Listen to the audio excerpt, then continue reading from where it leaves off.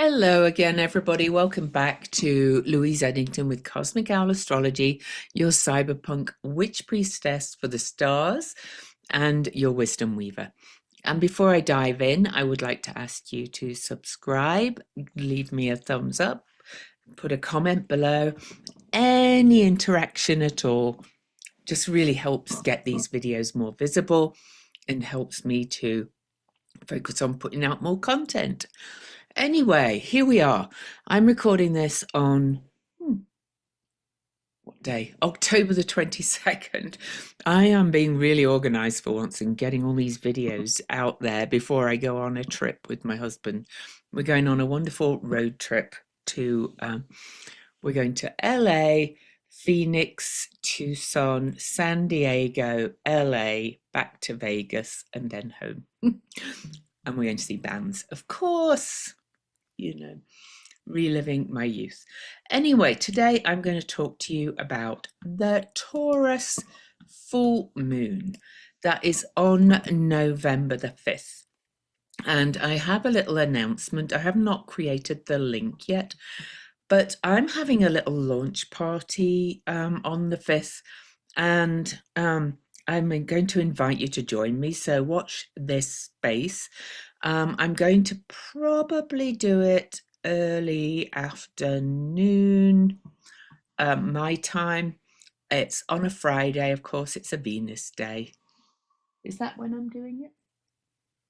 No, I'm doing it on November the 7th. Sorry. Anyway, I'm doing the launch party on November the 7th, which is a Friday, a Venus day, I think. Anyway, it's coming up that week, 5th or the 7th. And the launch party is for my new website and membership and course portal. I'm really excited. It took me ages to find the right space for these places. It feels like I've shifted and grown so much since I created the last website. And I'm just excited about it. I'm also just self-published a book. So I'm going to invite you to this little launch party. It'll just be fun. There'll be a giveaway of a signed copy of my book, afraid USA only, because shipping to anywhere else is just horrendous. But there will be other, little treats and things. So watch this space for that. It'll just be a live stream. Just come and join me and play, and I'll probably, I don't know, pull a couple of cards or something too. But we've got a Taurus full moon coming up on November the 5th, which if you've watched my, it's not out yet, but the week ahead video for that week, the forecast is, that's Guy Fawkes night in the US, in the UK, when Guy Fawkes tried to burn down Parliament in the UK, just kind of saying.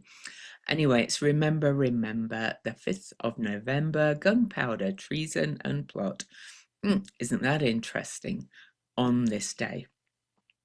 So the full moon is at 13 Taurus, but we'll look at the chart in a moment.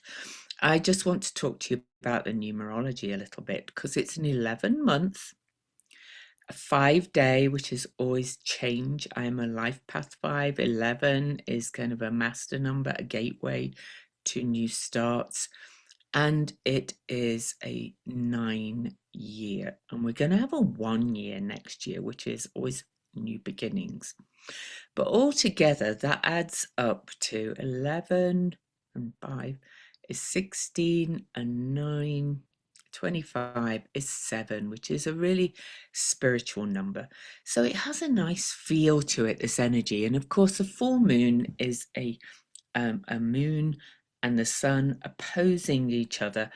And so it's all the lights kind of really shining bright. I don't believe this one is a supermoon though, but we've had a lot of supermoons this year just because we're at lunar maximum.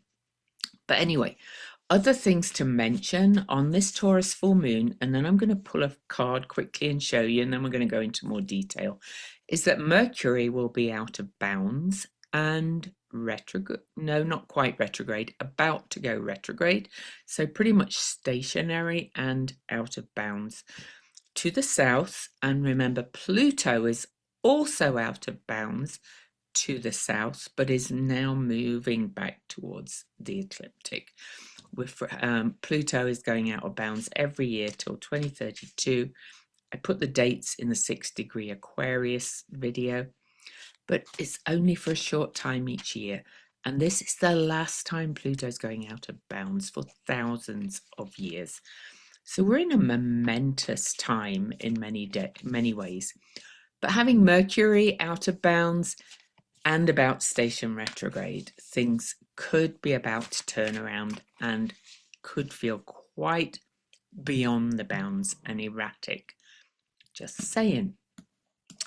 So let's pull a card for the full moon, and then we'll go and look at, in fact, I'm going to pull 2 cards. That one wanted to jump out. And then we'll do the full reading at the end. Got to get on with this.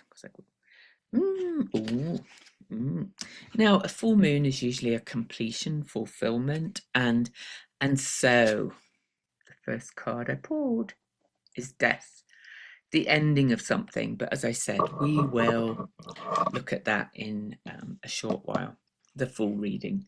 And then I also pulled the strength card.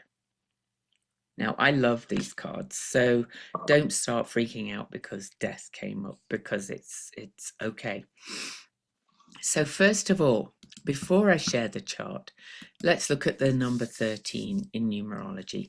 13 is the symbol of transformation, new beginnings, linked to creativity, leadership, and sometimes seen as a karmic debt number.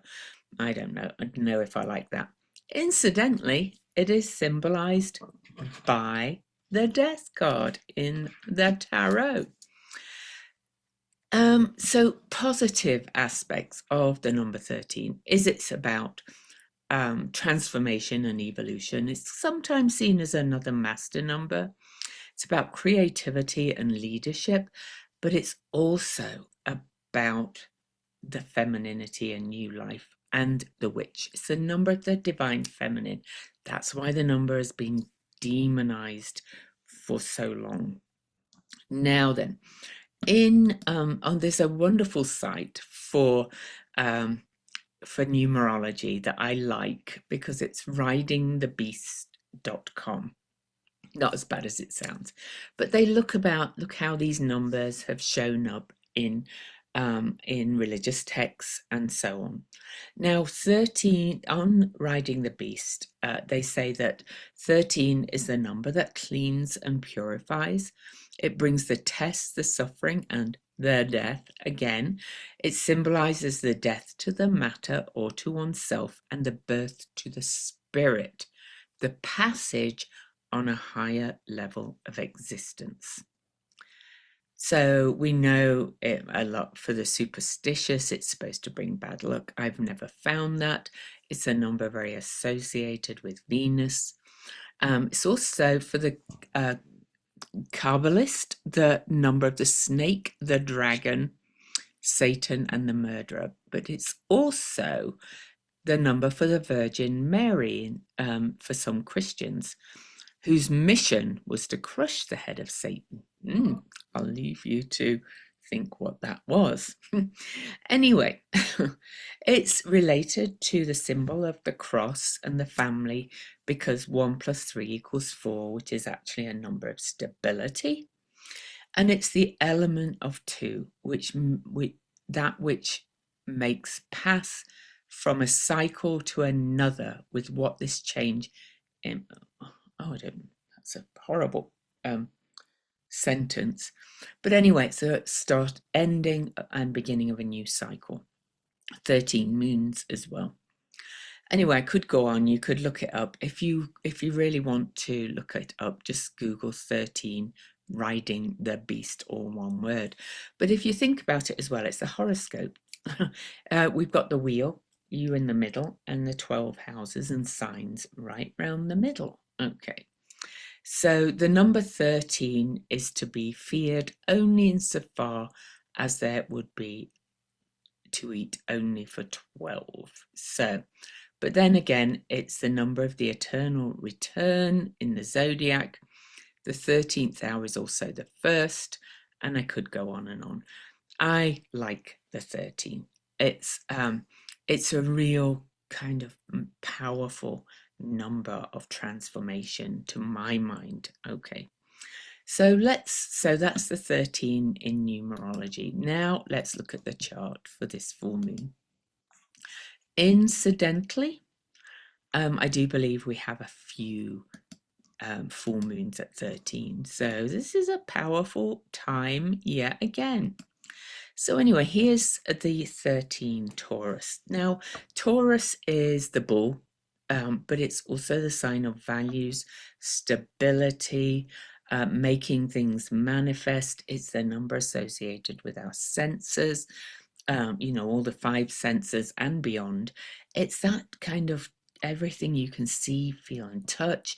Taurus, I always feel, is like the most earthly of signs of all.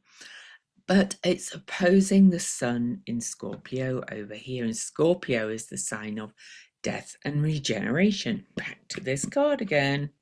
There's the Scorpio card, okay, which is the death card. And so Scorpio really is about the power over and the power from within. We've been living under this power over paradigm, and we're moving into this. We all got to do the work and stepping into our own deep empowerment and then embodying it and making it manifest in Taurus. Taurus Scorpio axis is such a powerful one. It's to do with resources and how we use them, both inner and outer resources. So this is deep. Okay. And it's because all that death is coming up, which literally means transformation. Black Moon Lilith is over here, conjunct the sun. I always think of Black Moon Lilith as quite scorpionic as well in many ways. She is the wild elemental part of the divine feminine energy that has been squashed and sanitized and puritanized for centuries and centuries by the hierarchical paradigm that we live under. So she is rising up. And so also it's kind of aspecting the nodes a little bit, the South Node in Virgo, letting go of that hypercritical energy, but also moving into that being whole unto oneself via the North Node in Pisces, by letting go of a lot of limiting beliefs, by realizing that everything is interconnected. And also with this proximity to Centaur Nessus, this is an ongoing journey by saying no. The buck stops here.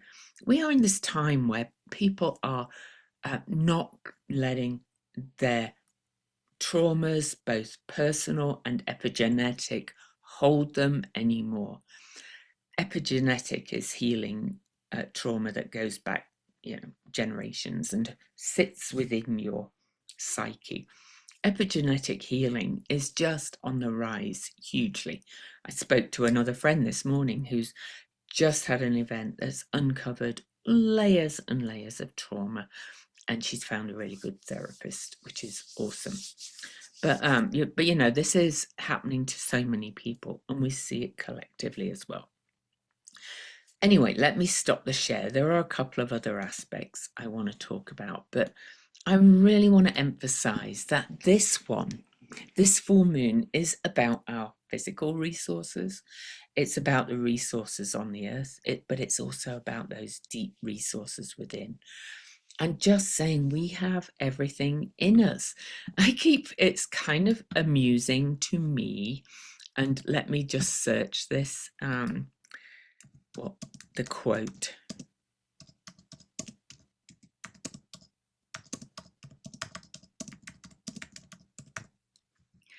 Because Wizard of Oz, I didn't really grow up with the Wizard of Oz. Americans just grew up watching it all the time. But there's a quote in it, and I think it's been misquoted quoted sometimes, to be quite honest, or maybe it's repeated. I don't know. Maybe I need to go and watch the movie. But there's a quote in it by Glinda the Good Witch, I think, and it's something about you had the power all along, or you've always had the power, my dear. Let me have a look on Goodreads what the actual quote is. Okay, come on. So you've always had the power, my dear. You just had to learn it for yourself. And even though the movie is not, something I've watched on, somehow it's so in our collective psyche that those words just stuck inside me. And this is what this full moon is about, in my opinion. We've been working towards this, but we really have had the power within us all along. We can do anything we choose. We can withstand anything we choose. We can create the world we want if we choose. This really is a quote that can help you discover that you contain everything within you. And to my mind, that is more than that is the astrology chart in a nutshell. That is you. Everything is within you. And you are infinitely more powerful than you realize. Scorpio and Taurus are quite powerful signs, really. They're both fixed signs. They are both very rooted in the systems that we live in. So really, this full moon is really highlighting those inner elements of death and transformation within, and the divine feminine energies within you as well. So, this is asking you to really kind of get rooted. I always think of Taurus as the tree with very deep roots, but also not so rooted that you become rigid. And then looking at the Scorpio energy up in the opposite sign and saying, this is deep soul felt need. That is not a silly dream. You can really remember your power under this full moon, is what I'm going to say. I don't really know if I have to say much else. This is a full moon where you can really see your own greatness and let that greatness seep into every area of your life. Okay. Now, what does that mean? Different for everybody. I'm just getting another deck. I've realised I want to pull another card. So, this 13 degrees full moon is a real opportunity to kind of step into your own power and realize you've got everything in you. You don't need to rely on anybody out there. That doesn't mean you can't get support and help, by the way, but this is really about stepping into that power from paradigm rather than thinking you have to control others or that others can control you. And it's quite astounding, to be quite honest. So I'm going to pull one more card, and we'll also look at that link on the way. Ooh, I got the Harpy of Rage, right, from the Witch Oracle deck. We'll look at that too. Okay, so I better be quick. Symbols, but before I do, just a couple other aspects.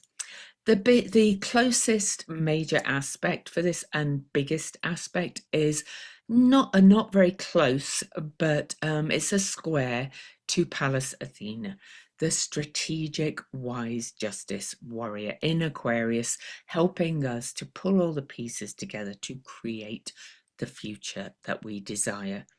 I'm not really going to talk about any of the other aspects because none of these aspects to this full moon are very, very close. This full moon is a little bit standalone. So I think it's actually more important to talk about the symbols and then the cards. So the Sabian symbol is a weird one. It's shellfish groping and children playing. Self-development through play. There is wisdom in finding a balance between work and play. Self-sponsored emergence within a community setting.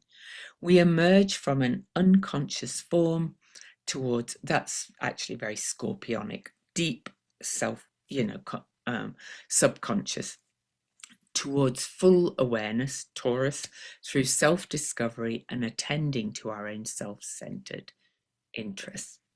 Excuse me. So there you go. Do your inner work. And then we get the other symbols from John Sandbach. The Omega symbol blew me away because my new website has all these labyrinthine and spiral themes on it. And this says it's a woman making her way to the center of a labyrinth, which is you, your core, your inner space. And he says this is transforming responsible, the degree. There are things in life that magnetize you. Sometimes you don't even know what they are, but will feel compelled to keep going, almost like a bloodhound trailing a scent. If you try to deny this urge to seek, you will experience inner discord until you give in to it. You need to be free enough of all commitments to follow these inner urges if you are to fulfill your destiny. Excuse me. And then we get the Chandra symbol is an old lady selling bunches of violets on a street corner. What you have to offer the world may seem simple, modest, even common, but has about it the energy of spiritual regeneration and can help others to reattune to their evolutionary direction, even without knowing that it is your energy that has catalyzed this. You carry a wisdom that is more profound than it may seem on the surface, and which helps exceedingly to remind others of why they're here. This truly concerns coming back to the center of your labyrinth. So of course I'm using this deck, which also has labyrinths and spirals on it, as the red thread goes into the center of the labyrinth. So we get the death card first of all. And as I said, that's number 13, but I actually love this one. This is I am separation with this card. I'm not going to read the whole thing. It says accepting death and loss may have entered your life. Something has passed from your life. It's the end of a cycle, a job, a union, or a loved one. But when something or someone dies, we naturally can feel deep loss and sadness. Facing death is devastating. The separation can be painful. In time, we understand the truth that love is stronger than death. Okay. So I'm just going to go on a little bit and say, accepting this separation takes time, and we all have different ways of getting there. Life will have changed forever, and our lives are changing forever. There is no going back.